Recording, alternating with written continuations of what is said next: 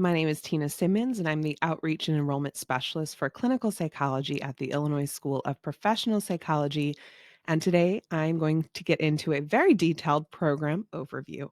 This is about our PsyD program in clinical psychology. So, a bit about me, I run the entire enrollment process for ISPP. I have been working here since 2009, so I have a lot of knowledge about the admissions process as it pertains to clinical psychology admissions. And I am students' point person from time of finding out about ISPP all the way through enrolling in the program. So if at any point you have any questions, feel free to reach out to me directly. But I did want to make this as a resource, and I'm going to timestamp it. So if you have a specific question or something that you're interested in, look in the notes below. You should be able to see the timestamps and get to exactly where you want to be. So we will go ahead and get started here. The Illinois School of Professional Psychology, we are APA accredited. Our PsyD program is APA accredited, and we were actually founded in 1976, which makes us one of the oldest PsyD programs in the country.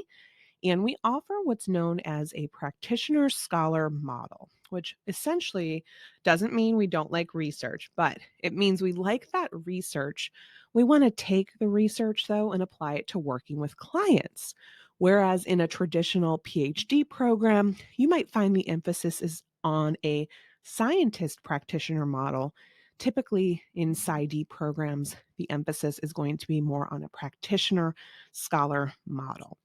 And we prepare students to practice in therapy, in psychological assessments, clinical supervision, consultation, and you learn all of that throughout the course of this program.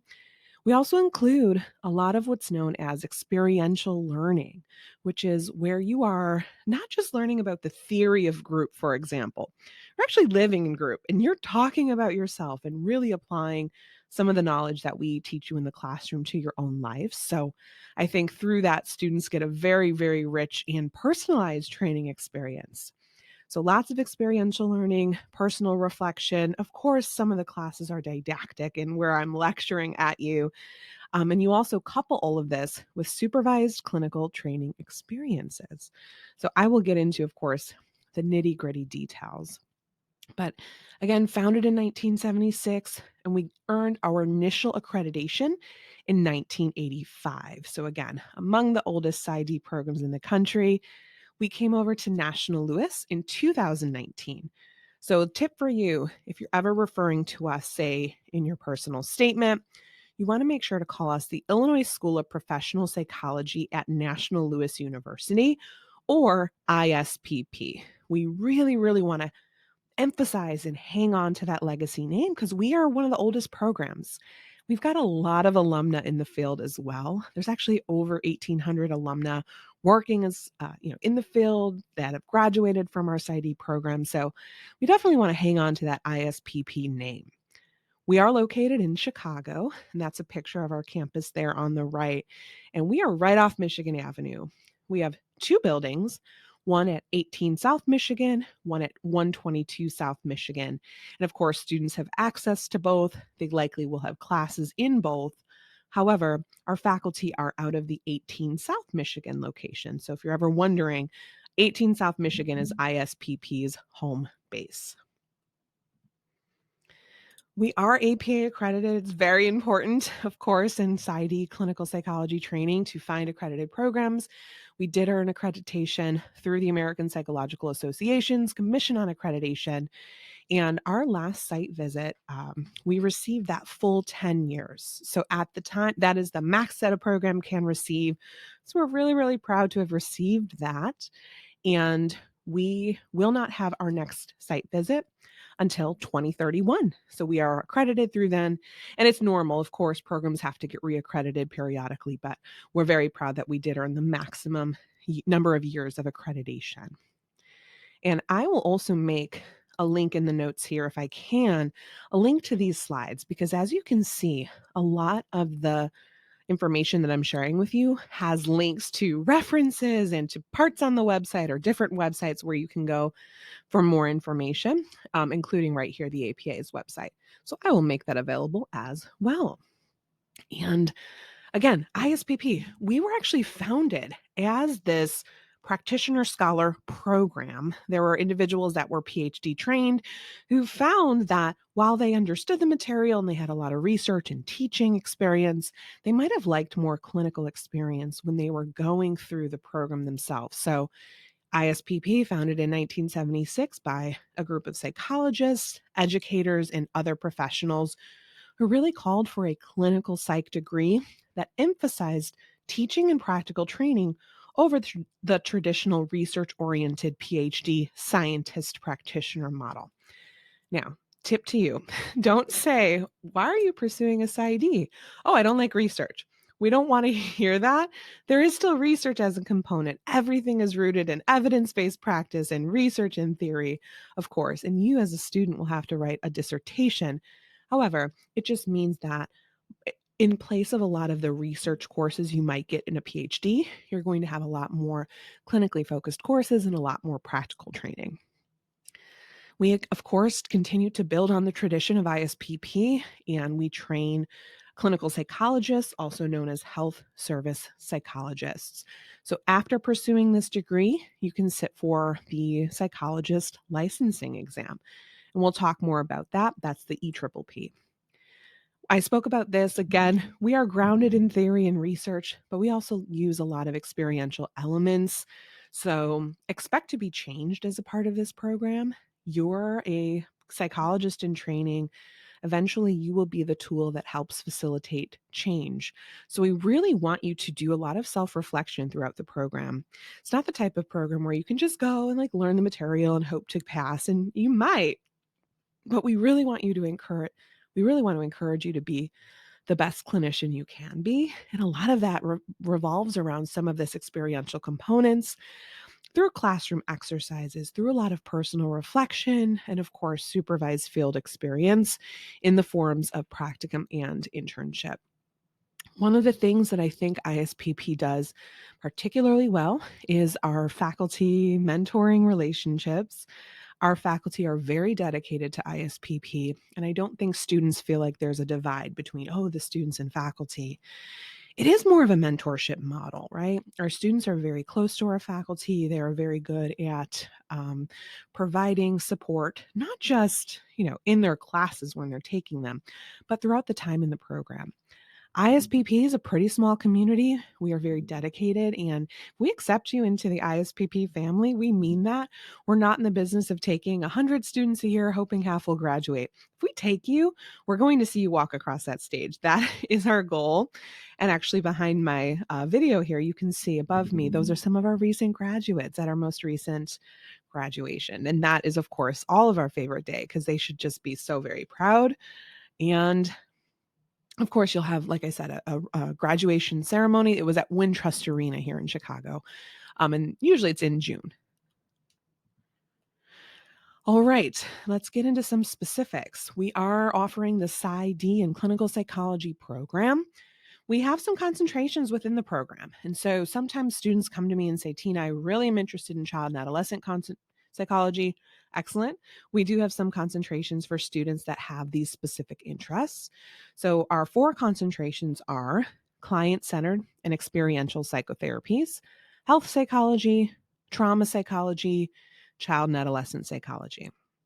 Now, you don't need to have a concentration. Our program is still broad and generalized training.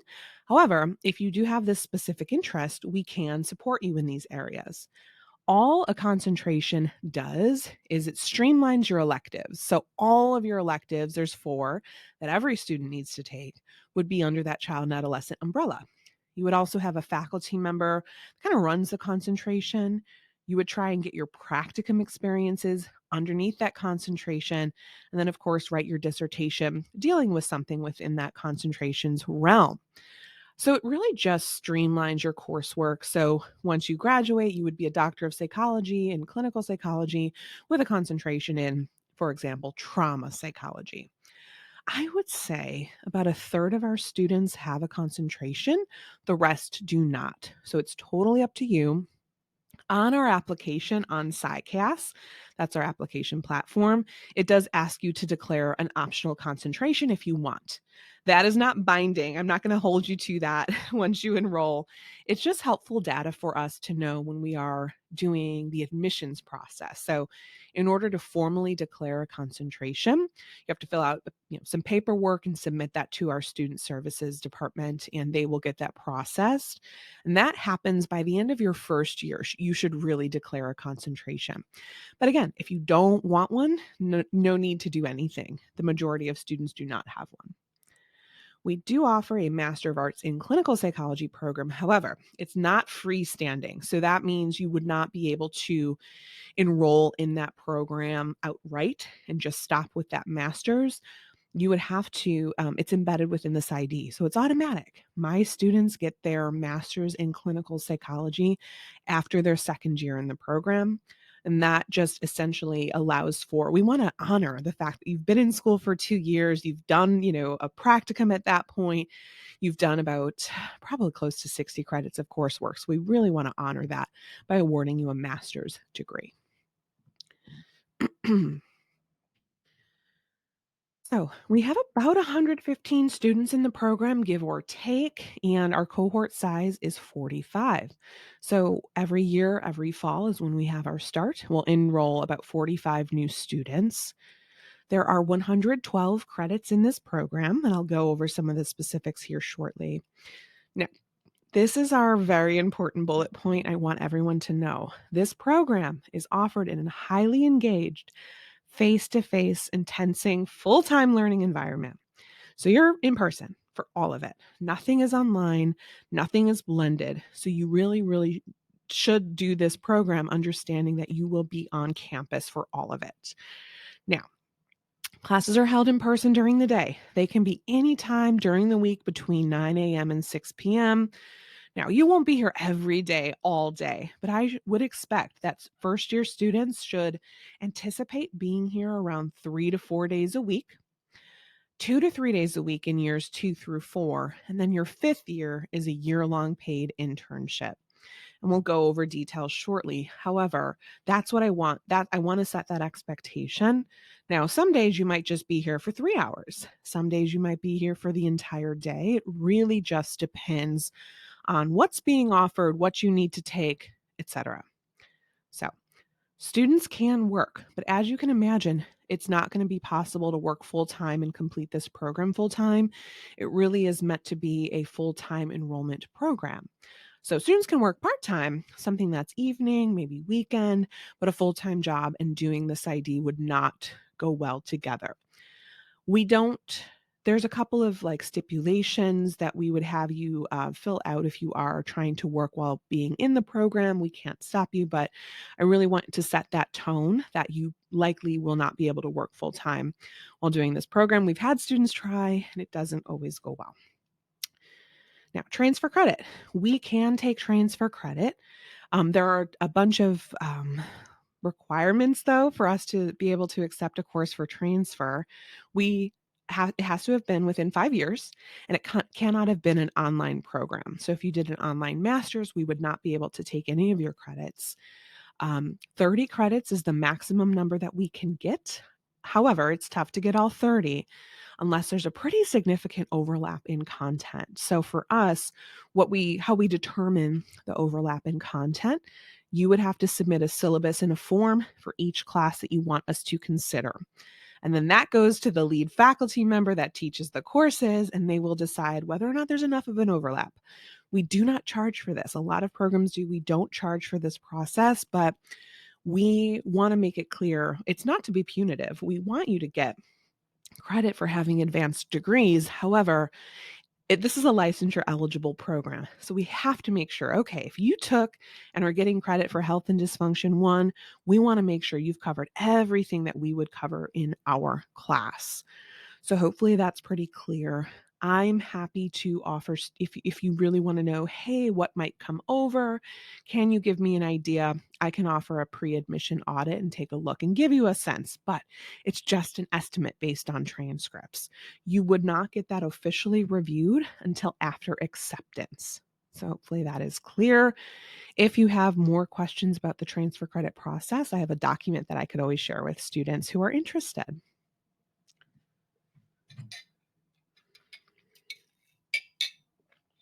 Let's dive into curriculum. And our first year, you all are doing about 32 credits in the first year. My students technically go to school year round. You'll have class for 14 weeks in the fall, 14 weeks in the winter, 7.5 weeks in the summer. And you can see it's about 32 credits that first year. Fall, whenever you see 3, that means it meets for 3 hours, 1.5 hours, or 1 hour, of course. So in fall, you're doing about 11.5 credits. And you're looking at health and dysfunction 1, child and adolescent, cognitive assessment, psychometric theory, and professionalization group. I want to get into details about some of these. Of course, you are going to be a psychologist. So a big part of that is what's known as assessment, treatment planning, diagnosing, all of that. So it's the DSM, right? And that will be covered in health and dysfunction 1 and 2. It's a deep dive into the DSM, into all the different disorders that you'll need to know as a psychologist. So that will take place in those courses. You also will have child and adolescent development, and then down the line, you'll take adult development as well. Now, oftentimes, one of the questions actually you should be asking yourself if you're thinking about PsyD training versus counseling or social work is why? Because you can get licensed at the master's level. What is it about the PsyD training that has you drawn in? One of the things that a psychologist can do that my other mental health professionals are not doing is assessment. So that's things like IQ testing, personality testing. If you've ever seen the ink blot test, that's called the Rorschach. It's a projective assessment, and that is something you'll learn. It could be forensic assessment, neuropsych. So it's a very marketable skill to have. Some of my students and alum love assessment, and that's their bread and butter. Others can take it or leave it and learn it and understand the mechanics and can interpret it because of our program, but they might not use it in their everyday private practice, for example. However, you will have to learn it regardless of your feelings about assessment. So the way that we break it down is cognitive assessment is going to be in the fall, and you'll also take psychometric theory. In the winter, you'll take objective personality assessment and projective personality assessment. Finally, in the summer, you will have an integrated assessment. I like to think of it as kind of putting everything all together. I'm not a psychologist myself. I do have a doctorate in higher and post-secondary education. So I am Dr. Simmons, but I'm not a psychologist. So don't ask me more specifics than that. But do know that the assessment is something you're going to be able to complete as a part of your training. In addition to that, you're doing what's known as professionalization group. And I love this course. It's a year long, and they lovingly, jokingly call this a homeroom for grad students.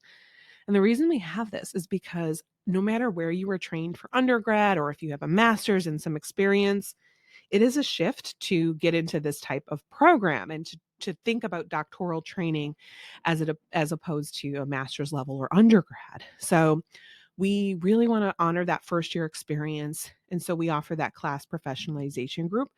Everybody takes it, and it's taught by Dr. Leah Horvath. She is our department administrator. She's our director of the program. She runs our program. And the reason it's important that she teaches it is because she really wants to get to know our first year students. She wants to know the things that are working well, that are not working well.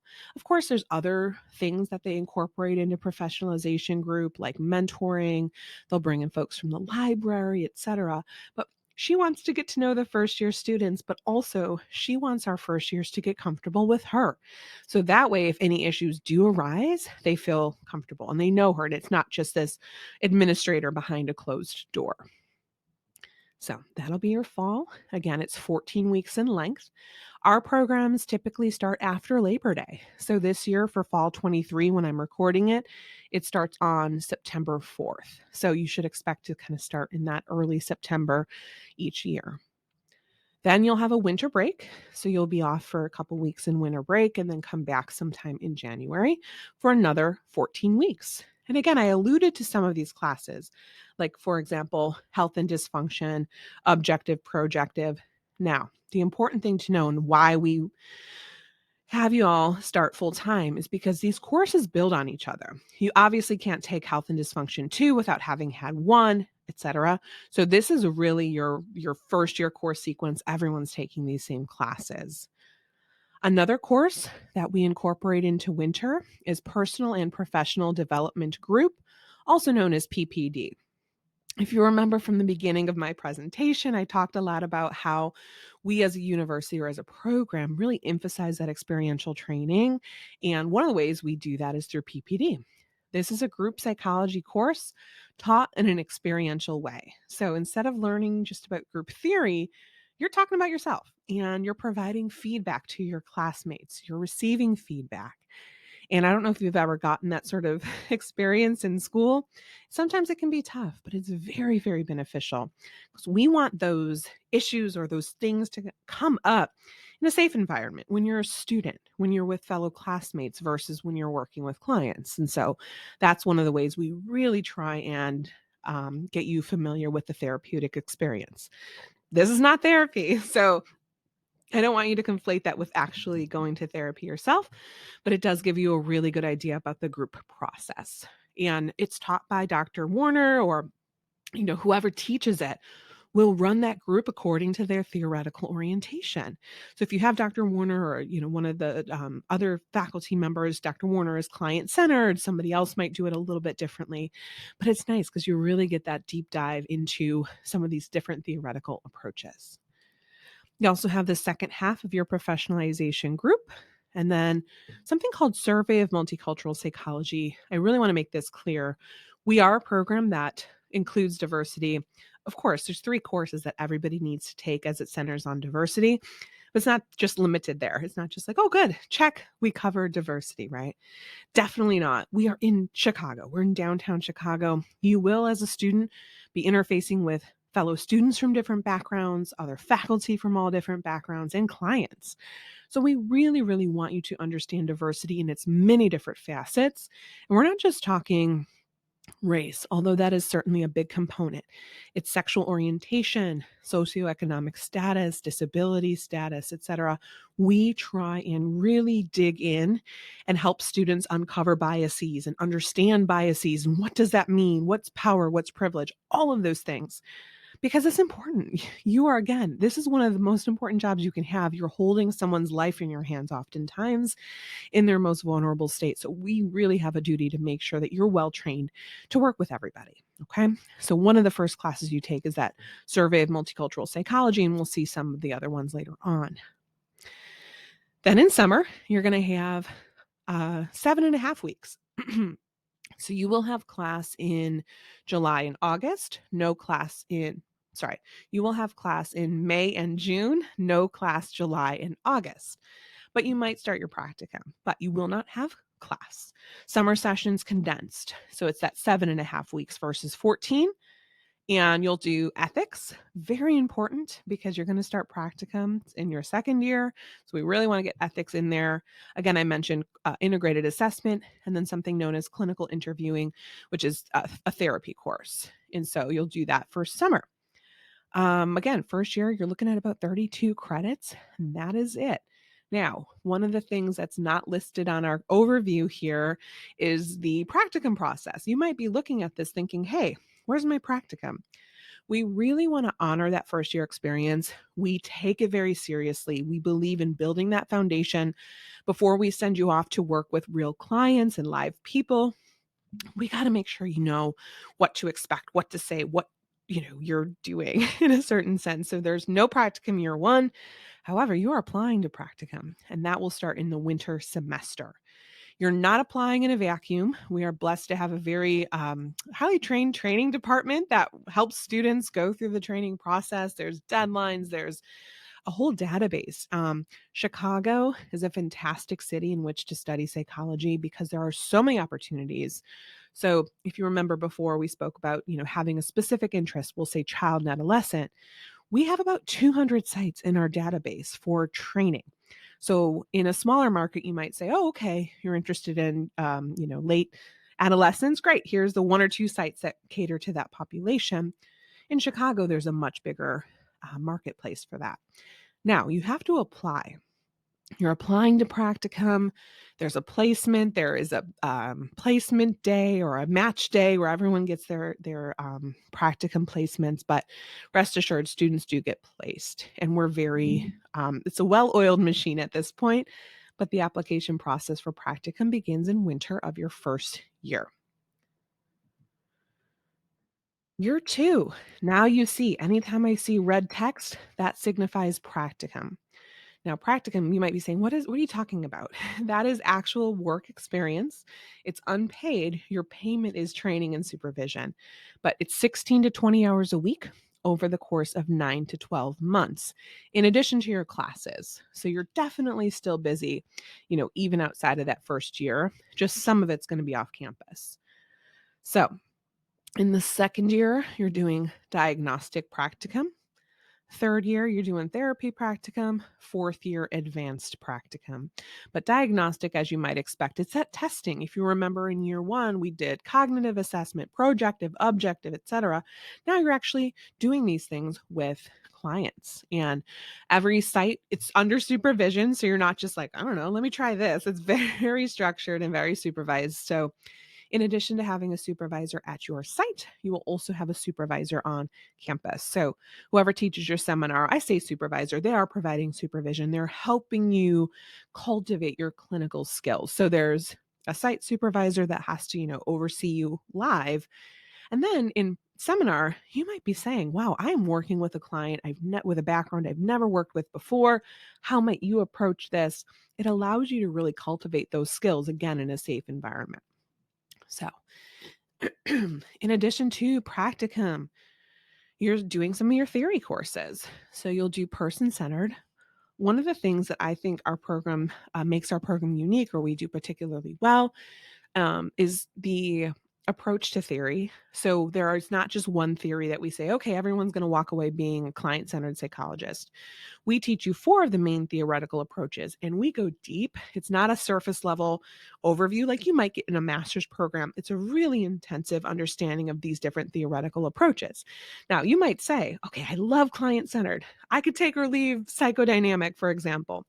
You'll still learn them though, and you can take elements from each. So person-centered, family systems, cognitive and behavioral therapy, and psychoanalytic are our 4 big theoretical approaches that all students have to learn. So you'll start your theory courses in year 2. There's a little bit of wiggle room as it comes to years 2 and 3 in terms of your coursework. So you might not take person-centered in the fall, and instead you might take social psychology, but this sequence will get you a very good idea about what you're taking. One of the classes that's not optional is stats. Of course, again, we're a PsyD program. We want you to be able to still understand and consume research. So, of course, the way that we train you, you've got statistics and then research methods, and then you'll have a research elective. And your elective, by that point, you're thinking dissertation. Okay, am I writing a quantitative? Am I writing qualitative? What's my methodology? You're thinking about that because the research elective you choose could be advanced quantitative, or it could be something, dealing with your dissertation proposal. So that's our research sequence. And some of the other classes you'll see: group psychotherapy, family couples, adult development. And that is your second year. You're doing about 29 and a half credits in your second year, but 3 classes on campus that are, more core classes, and then you'll do your seminar and couple that with about 16 to 20 hours a week of practical training. All right, what do we have on year 3? Again, about 29 and a half credits. And the big thing that happens in year 3, by the way, in winter year 2, as you might expect, you're applying to practicum for your third year. So big things that take place in third year: therapy practicum. Therapy is just like what it sounds, individual and group psychotherapy under supervision, but you are, again, working with live clients. You also start your dissertation. Any doctoral program will have some sort of dissertation requirement. And the way that we operate is by having you first take a dissertation proposal development course. And in this course, this is really where you will nail down, what do you want to write about? Who is your population? What is your methodology? How many participants do you need? How many interviews do you need? Things like that. You'll know that going in, because whoever teaches your dissertation proposal development course, that person will be your dissertation chair, and they are with you until the end. They are with you until that finish line. So it's important that you sign up based on interests and that sort of thing. One of the ways that we differ from a PhD program is you're not coming in under a particular faculty member. Sometimes students ask me this, whereas in a PhD, you might say, great, Dr. Horvath's interest is CBT, DBT, that's mine as well. I want to come work under her.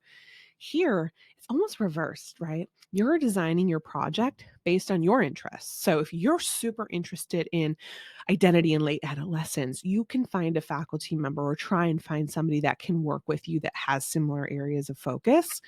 But you're designing and writing based on your interests, which I think is so nice, because let me tell you from experience, you'll know everything you need there is to know about whatever area you're researching. You're kind of going to want it to be something you're very passionate about. So I think it's great that PsyD programs do it this way. After the proposal development course, you will notice you're also then enrolled you're going to be enrolled in a course to help you through the dissertation process until you finish. This typically can take anywhere from, I don't know, a year to 2-ish plus years. So you'll see dissertation 1, dissertation 2. We kind of call those blocks. So during each block, there is a achievement that you have to complete. So proposals, you're designing it. Dissertation 1, for example, you might get it through IRB, which I know we need to do before obviously you can start researching. You might start your lit review. In a later on block, you'll collect your data. Ultimately, you will defend. And yes, so we are a PsyD program. You still have to disseminate your research. That could be a defense. So you could have a dissertation defense, or you can present at a conference, provided that your chair approves that sort of thing. So that is the last step for dissertation. Ideally, you would be done with dissertation before you go out on internship in your 5th year. It doesn't always happen, but that should be the goal. That is dissertation. Other classes, you're starting to get into some of your hard sciences. For example, biological basis of behavior. You're doing cognitive and affective basis of behavior. So those are really more of your didactic scientific courses. Substance abuse is required, as is trauma. And again, you're doing your therapy practicum as well. Therapy practicum is going to be different from where you did diagnostic, and it's going to be different from where you did advanced. So you'll have 3 different practicum sites and a separate internship site. Let's see. Finishing up your coursework, of course, psychopharmacology. There is a big project, if you will, or a milestone that you have to complete at the end of your 3rd year. And that is, you have to pass your science capstone examination. It is something that mirrors the EPPP, which is your licensing exam. And really, it's just reviewing everything you've learned thus far in the program. Never fear. We do have a prep course that students can take to really help them go through some of the past questions and help them through that process. But you've got to pass that capstone examination to keep going in the program. By the way, I don't know if I mentioned it, your practicum is a minimum 625 hours per week, but per year. Oftentimes those students will end up doing more than that. Advanced is about 500, but again, sometimes students will do more than that. So now we're in 4th year, finishing up your dissertation, finishing your electives, advocacy, psychology, consultation, an elective course. And the big thing that you're doing in 4th year, of course, you are hopefully passing your science capstone exam, but you are also applying to internship. Internship is a huge process. That is the last step in your journey to becoming a clinical psychologist. And it is 0 credits, but you're charged at a 1 credit hour rate. And that's a full-time gig. So 2,000 hours are So it's a 17-hour, 2,000 hours are required for our program. So you're going to complete the 2,000 hours of internship throughout your internship year. Oftentimes that starts over the summer and you'll finish up before in the summer again. So it's a full year, full time. This is paid. It can be anywhere in the country. And so you're applying with every other PsyD and PhD student who's in the fourth year during the application phase. So it's a lot. Again, our training department helps you. We really want to make sure that students are getting placed and, oftentimes getting placed in their top choice. And there's two types of internships. There's APA accredited and there's ones that are APIC members. And so we, essentially make sure that our students know what to apply to. We require that you apply to 15 different sites. We don't mandate that you move out of the area, although it's very helpful if you're able to, because obviously it widens your scope. As I mentioned, 2,000 hours required. Now, Illinois only requires 1,750 for internship. However, we understand that a lot of our students aren't going to necessarily stay here in Illinois. They might move somewhere else. So we've upped our programmatic requirements to make sure that we're not shortchanging anybody. So in order to sit for licensure in Illinois, you need 1,750 internship hours and then 1,750 postdoc hours. Guess what? Once you finish the 1,750 for internship, you'll continue on to the 2,000 and you can use those remainder hours toward your postdoc, towards that licensing exam. And that's it. I mean, right. I've been talking for a long time. So it is definitely an intensive program. But I have to tell you, when my students walk away, they are so well trained. They really, really understand psychology and they're going on to do fantastic work. One of the things that I think is nice is sometimes students will say, I'm interested in child and adolescent, and they might pursue that path, but there's still enough wiggle room, as you saw within the curriculum, to say, you know what, I changed my mind. I want to be more of a generalist, or maybe you're going to discover a new passion. And I love that our program allows for that. It's not like we're saying, nope, you can only work with one population. You can work with wherever your career takes you. And I think oftentimes our careers can take us in interesting directions. We spoke about dissertation, but I'll, kind of reiterate, it requires my students to articulate a particular set of clinical questions or a set of questions and address those and try and answer them via a lit review and a presentation of data. It could be qualitative, experimental, quasi-experimental, or case study. 12 to 18 months. That is on the low end. Ideally, everyone's done in 18 months, but it does take sometimes a little bit longer. And I included some of our sample dissertation topics here. And again, we will help you. You're not in a vacuum. You're not just like, all right, good luck. Hopefully you finish. We will guide you through that process, but it can be lengthy.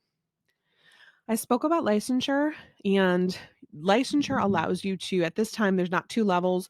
Once you graduate and are able to sit for licensure, that's it. There's not another license down the line. There's just a psychologist licensure, and you identify as a psychologist. Once you get licensed, now you can call yourself that title. And it requires, of course, the graduate coursework I outlined, an internship, a postdoctoral fellow, and you got to pass the licensing exam, which is the EPPP. Some states don't have a postdoctoral fellowship requirement, so you'll have to do your research on this website here, the ASPPB, and figure out, hey, I'm in New York. What are those requirements, etc. They're all going to be fairly similar. And I will say I have students licensed in every state. So our program, even though we're in Illinois, you can sit for licensure in any of the states, but you do have to pass that state's licensing exam. And of course, to stay licensed, you've got to continue. Most states require continuing education units, also known as CEUs.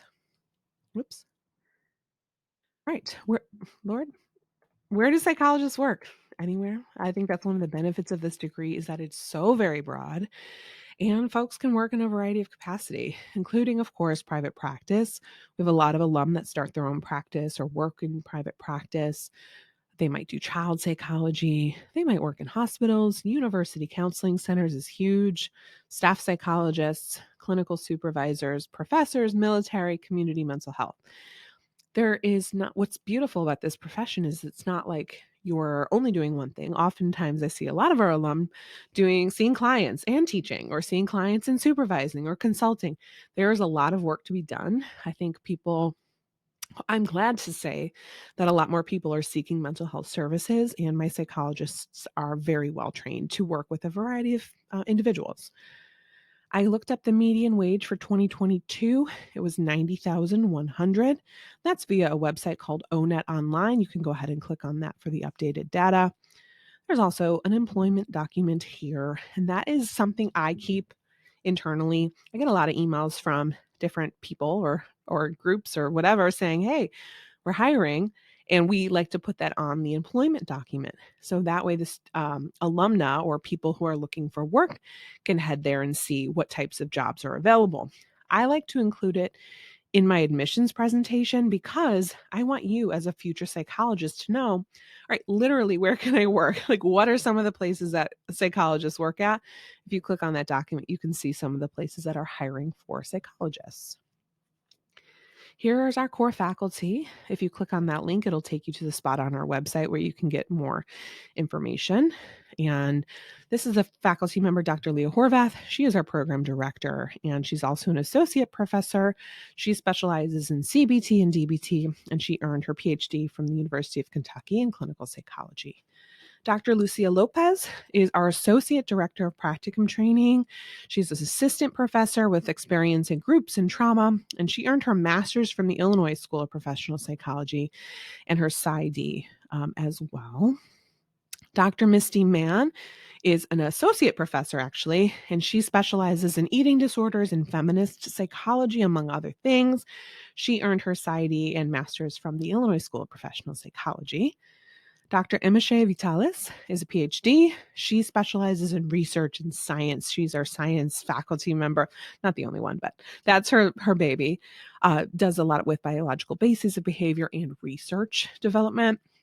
Dr. Warner is our most tenured professor, if you will. She has a PhD from University of Chicago, and she's actually been with ISPP since 1984. So she's been with us since the very beginning. Such a wealth of knowledge, and her specialty is client-centered psychology and group therapy.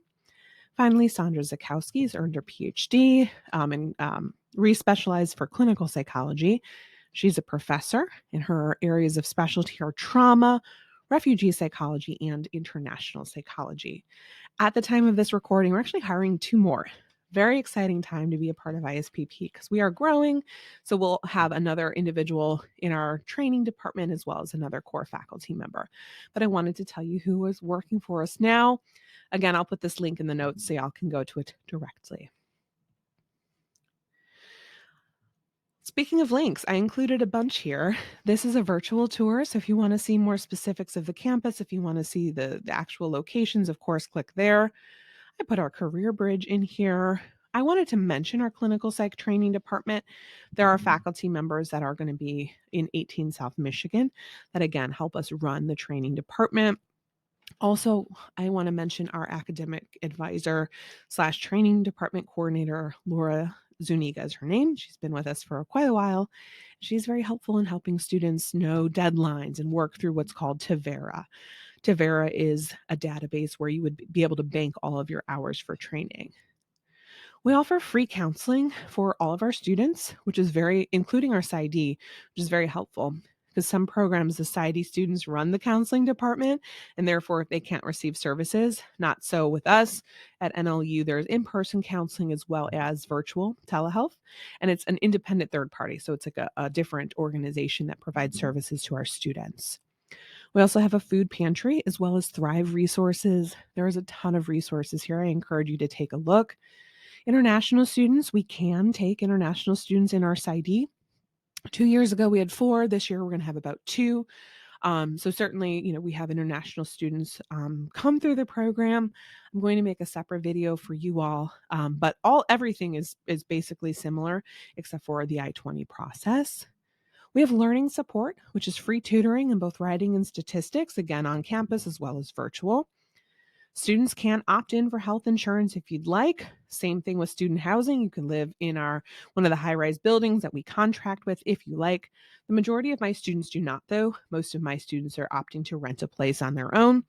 Finally, veterans and military support personnel. So just wanted to put those links here in one place for you.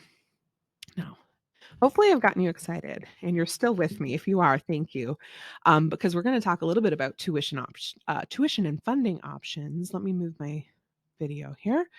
So for tuition and funding, Let's put me here. All right. We are 1162 a credit and 112 credits total. I will say we have not raised our price per credit hour. I can't even remember in how many years, maybe 7 to 8, 9. So now I say this, it could go up next year, but know that it doesn't go up every year for price per credit hour. We have 112 total credits, and we just revamped our curriculum based on market and based on student need. So we're really excited to offer this new curriculum as of fall 2023. Fees are built within here. It's $175 a semester. We have 3 semesters in a year, so fall, spring, and summer. Fall, winter, and summer. Tavera, if you remember, that is your training software that banks all of your hours for practicum. It's awesome because you keep Tavera access throughout your career. So you never have to call the university, hey, how many hours did I get for diagnostics several years later? It's all virtual, and it's saved in that Tavera software. It's a $215 one-time fee. There's also something called the UPass. UPass is a train ticket. So it's unlimited train ticket. If students want to sign up for that, get you bus access and L access, and it's $120 a semester, 3 semesters a year, and it only works during when school's in session. Just a note on that. Optional health insurance is $2,400 a year. So that is everything. We try and be as transparent as humanly possible in terms of the tuition. What's it going to cost? So you can figure out the kind of total cost here. It's about 30.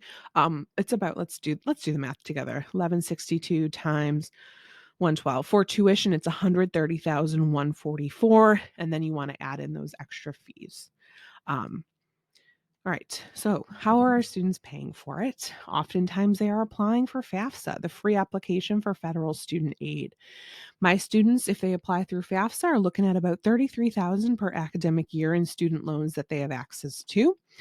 By the way, that's more than a regular master's. Regular masters that are non-PsyD or APA accredited, they're looking at $20,500 a year. So the limit goes up for every year in the PsyD program, or not for every year, but the limit goes up to $33,000 a year for PsyD programs.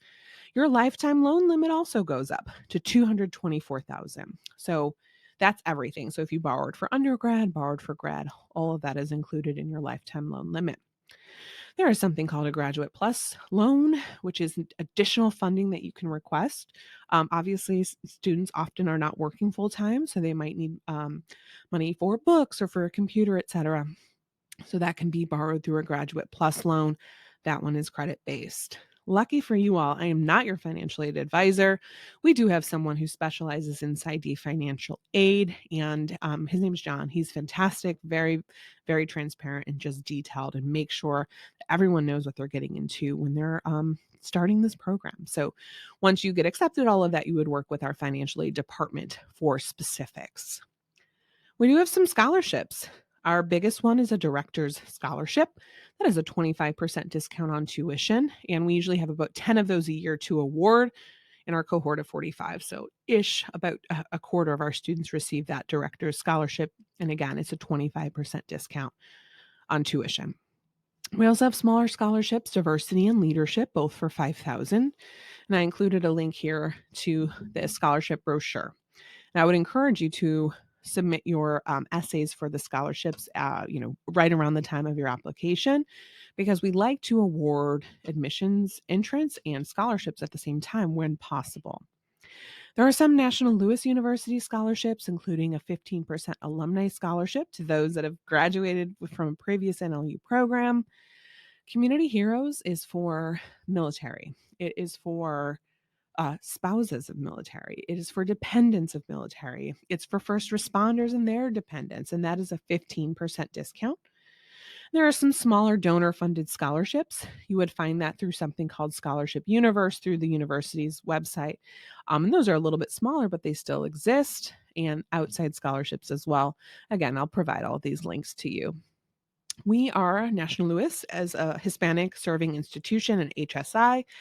And therefore, it means you have at least 25% of your enrollment from Hispanic descent. So we actually have a fellowship specifically for students of color called the Clave Fellowship. And that is basically they provide a monetary award as well as extra support and guidance around some students of color. So that is something you can apply for, not as a new student, but once you're current students. We have TA and work study positions, so teaching assistantships and work study. You are not as a student though being taught by a fellow student. They're just helping with office hours. They are helping maybe grade papers or things like that. But you can work as a TA after your first year after you've taken the class. Work study, same thing. You could opt to work on campus, whether it's through my department, it could be through the library, etc. And it's just basically earning a stipend, earning a paycheck doing these services. I also included some links to loan repayment options. These are not through the university, they are through the government. So you've got National Health Service Corporation and Public Service Loan Forgiveness. As you know, this is the current information as I'm recording it. Obviously, I'll update those links if anything changes. So hopefully that helps you a little bit. I want it to be as seamless as possible. I'm going to take a breath. I'm going to take some water, and then we're going to talk about, okay, how do we get in? So we do have foundation course requirements.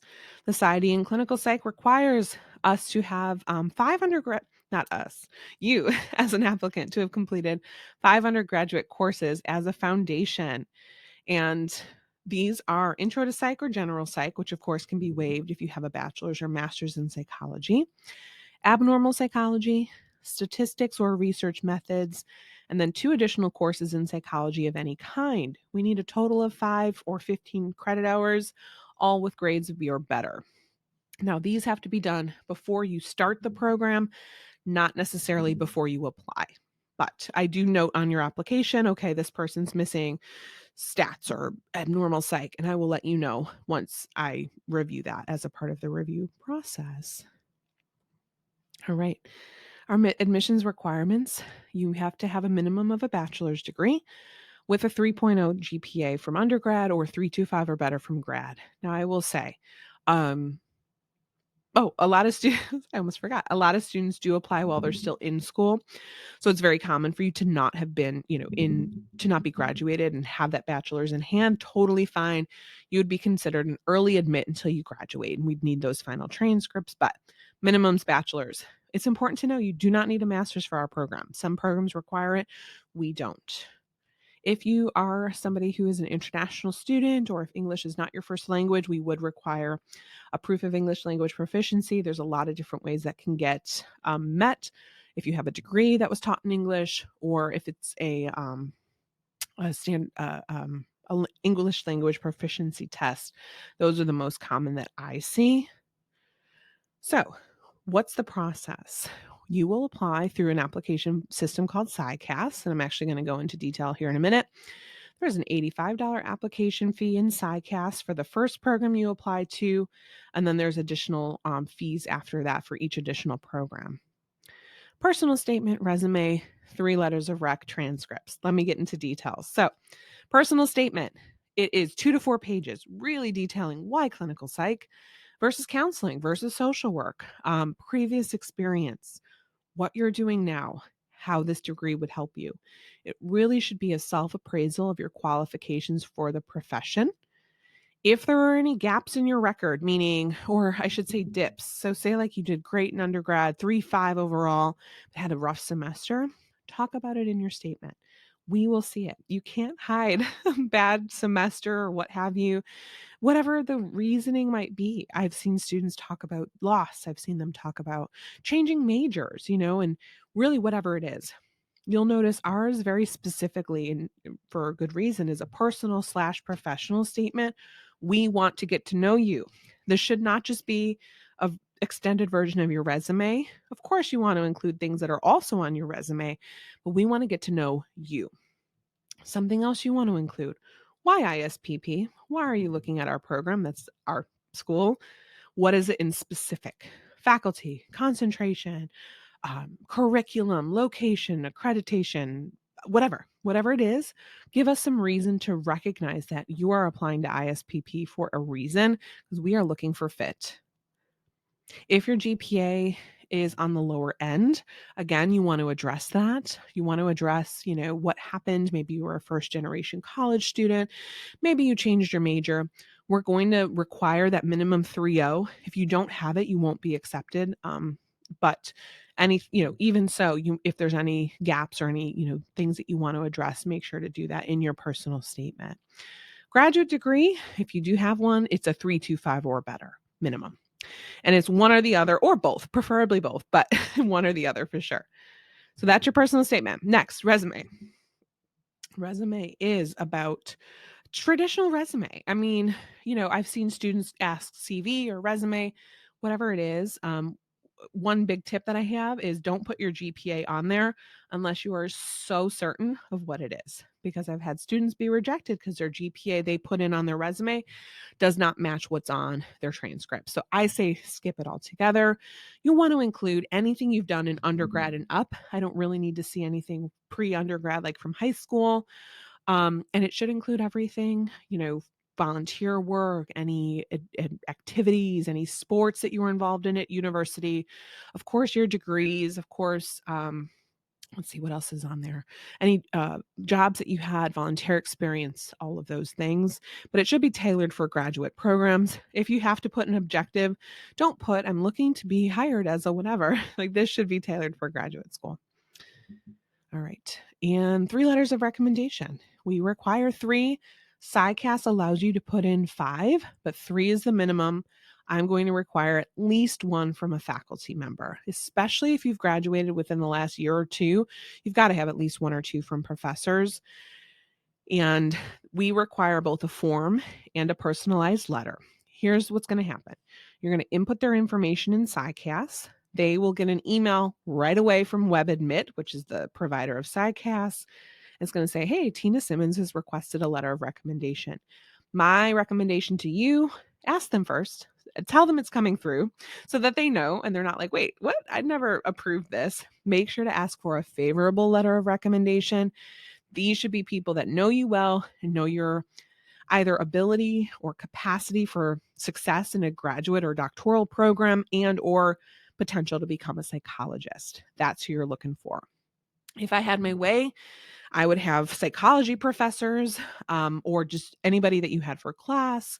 Then it could be individuals that you had maybe for research or supervisors in the field, then general supervisors, then things like coaches. Stay away from family members, stay away from your own therapist. Do not submit that. But we do need 3. And that's about it. Official transcripts are required from all post-secondary schools attended. So that means anything, undergrad.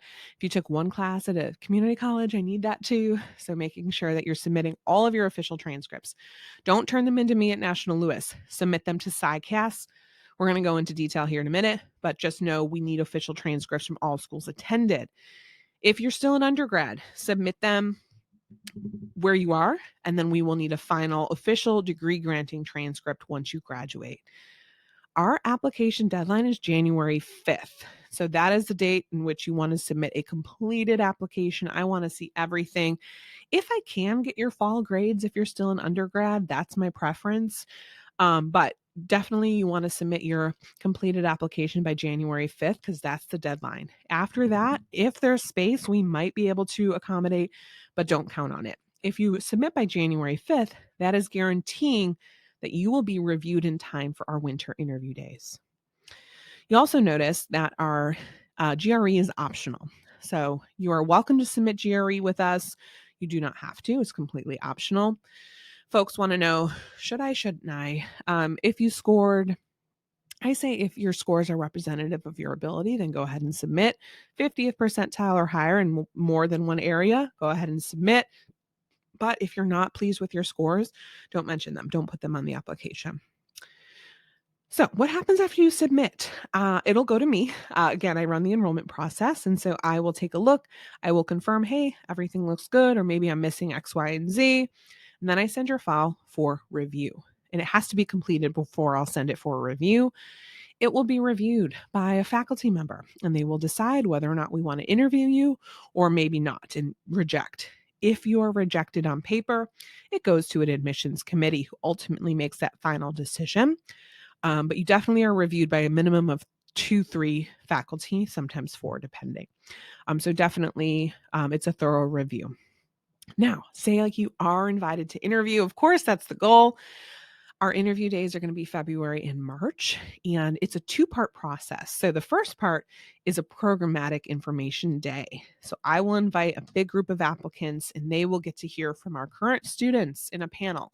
They'll get to hear from our training department. They'll get a welcome from me, from the dean, from the program director, financial aid, etc. It's a programmatic information day.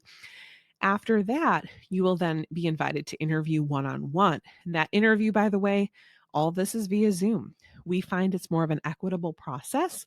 We used to require in-person interviews, but with the pandemic, it actually, we found that we can get that same data from a Zoom interview. So we do not require face-to-face meetings, but we require an interview by invitation. So you'll interview solo, just you, with 2 people. It'll be a core faculty member and an adjunct, faculty and a current student, faculty and an alumna of ISPP. So it's a faculty member plus a member of the ISPP community. Once we have all of our interviews for the year completed, we will then, the admissions committee will sit down and make decisions. Again, our cohort size is about 45, and you will either be accepted, offered one of those 45 spots. You'll be waitlisted for fall 23. If one of the first 45 declines, you'll get it, it'll go to you, or you'll be rejected, which means you're no longer in consideration. Probably more information than you needed to know, to be honest, but hey, I'm nothing if not thorough. There I am. That is my contact information. Again, I'm the clinical outreach and enrollment specialist. That is my email, phone, also a link to set up a one-on-one appointment with me.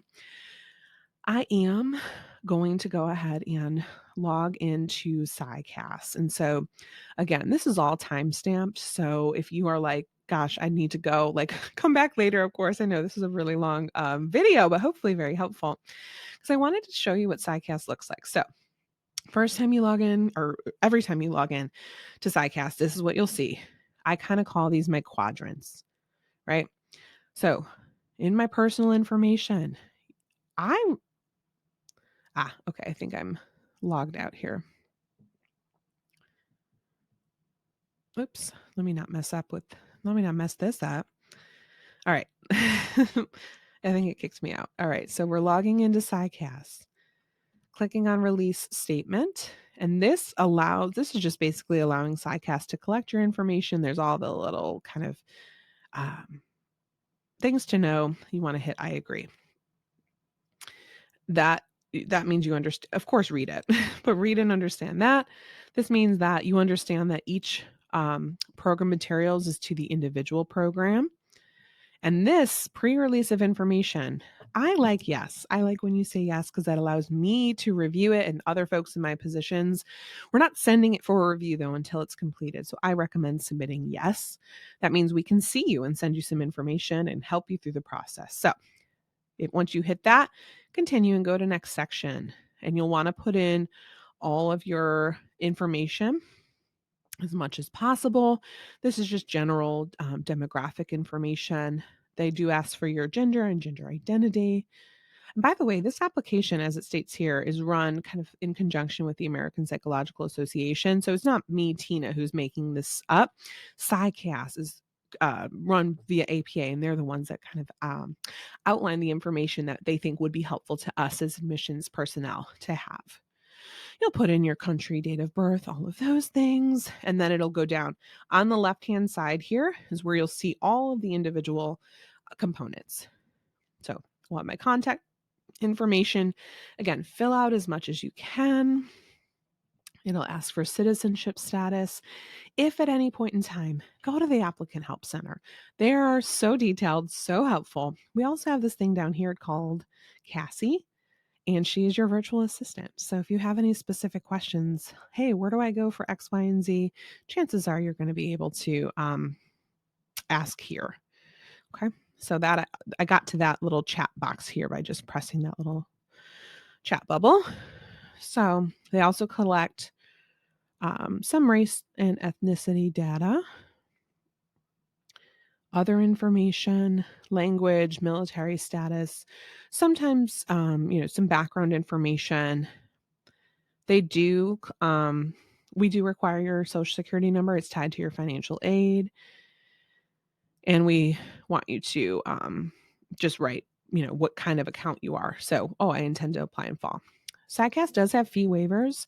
So you want to click on the fee assistance program and they will give you, it's $80 for the first application, $40 for each additional. At this time, I'm not sure if they're raising it for the following year. But anyway, you can see if you qualify for some of these service-based waivers and or financial aid-based waivers. And I found that by clicking on fee assistance program. So I acknowledge, save, and continue, and it allows you to go to the next section. All right, listen to me. I didn't make this up, okay? This is tedious. However, it's really, really helpful data. So what they're going to ask you to do is enter in the information from all schools attended. All right. And so this is the part where a lot of folks get tripped up. So again, you're entering in everything. If you took one class at a community college, you're entering it in, bachelor's, master's, everything. So you would just go add college and university. I went to Illinois Wesleyan for my undergrad. I did obtain, degree awarded, and then it kind of gives you some information. So like I mentioned, this is detailed. You really want to, take your time with it. You really want to, I'm just making things up, by the way. You really want to take your time with it. You really, really want to be detailed because all of this goes on your application. My faculty will be able to see this, right? And so what's kind of nice is that you can actually enter in you can enter all of this information in and then order your transcripts right outside or right in the platform. I'm not going to fill this out right here, but that is just listing colleges attended. Then you're going to go to transcript entry. Go ahead right now and just request an unofficial copy of your transcripts to you to be sent so that you can see them. Because don't guess, you will need the details when you're applying for this. So definitely make sure to enter in everything you're entering in. For example, Psych 101, name of the course, Psychology 101, grade A. Entering all that in. And then you can actually order your transcripts right through SciCast. I did not fill mine in accurately, so you won't be able to order it, but they can order it through Parchment. They can order it through other services, but make sure that you send it to SciCast directly, not to me at National Louis. SciCast is out of Watertown, Massachusetts, and when you're in the transcript section, they'll tell you where to send it.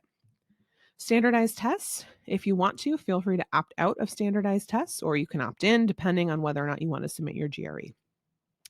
If at any time you're like, let me go back to the beginning, hit my application, that gets you back to the grid. So that's personal information complete, academic history. Now we're into supporting information.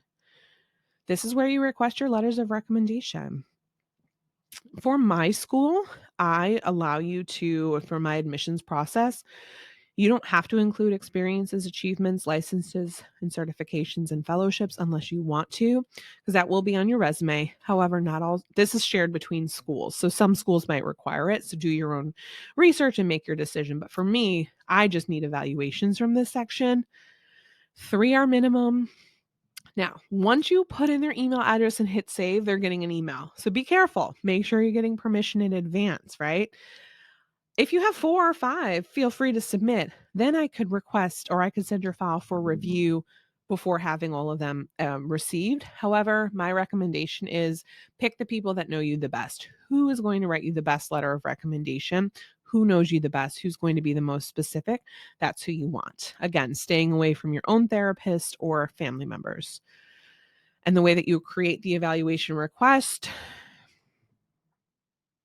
is just by entering in their information.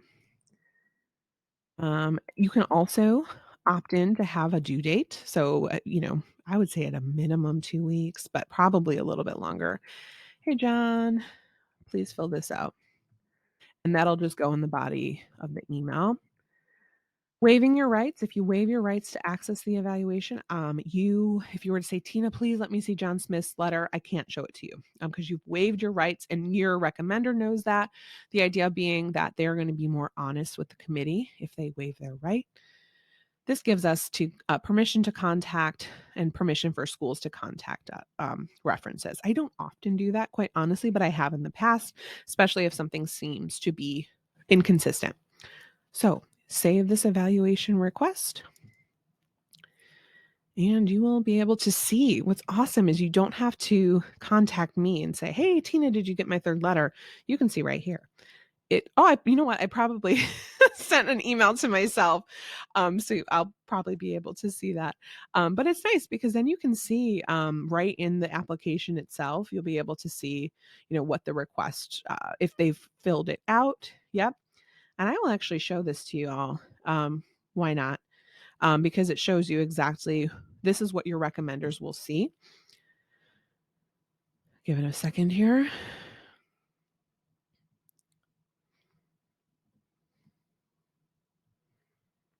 Okay.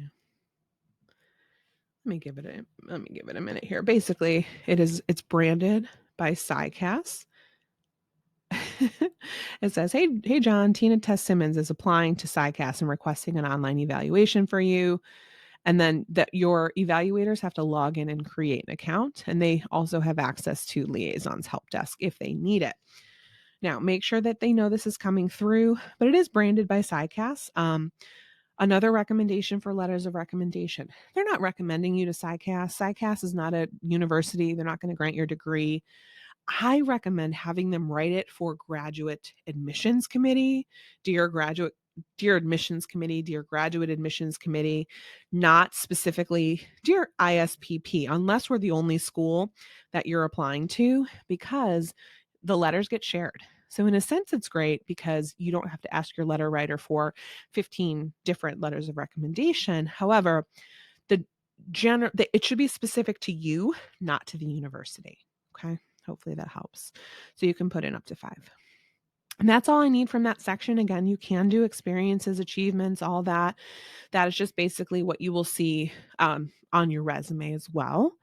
Finally, program materials. Now, I haven't added a program. Let's see. I'm going to add my friend here in Tampa. We have 2 programs, the Illinois school and the Florida school out of National Louis. So I'm going to just pick my friend here. Sarah Nobles is her name. If you're interested in Tampa, you want to talk to Sarah Nobles. But I'm going to go ahead and apply there so I can see. Now, you have to hit for program materials. The one thing that you can customize school to school, and you should customize school to school, is your personal statement and resume. Now, you've probably seen my landing page. Right now, my application is closed, by the way, as I'm recording this, which is why you won't be able to see my stuff. But really, the thing that I'm looking for here is documents. We are having you upload a resume and a personal statement, and you can upload them right here. And again, I reiterate what we are requiring in your personal statement. This should be personalized because if you're applying to 5 schools out of SciCaS, you have to upload your CV to the 5 different schools as well as your personal statement. Okay. So hopefully all of this is helpful, makes sense. And then 2, say like you are applying to multiple schools, all of them will be listed in here. So we share transcripts, letters of evaluation, and the other personal information, the things that are personalized school to school, personal statement and resume. But it's nice because you're only sending your transcripts in one time. If I were to have actually filled this out and completed it, this will become active, blue or green or whatever. I could hit submit and it'll take me to pay that application fee. Then you can eventually check your status. You can see in progress. You can download your application. You can see, I requested a letter of recommendation from John Smith. Fantastic. Anyway, so I think that's it, everyone. I think that is everything. You know what? Access me. Feel free. Here's my contact information. If you have any additional questions and things that you want to ask me, of course, set up a one-on-one appointment. Shoot me a quick email. I'm more than happy to accommodate. But I can't tell you how much I appreciate your time. I know this is a long video, but I wanted to give you as much information as possible. So thank you so much. Again, I'm Dr. Tina Simmons, the Outreach and Enrollment Specialist with ISPP, and I cannot wait to meet you. I hope you have a good rest of your day. Bye.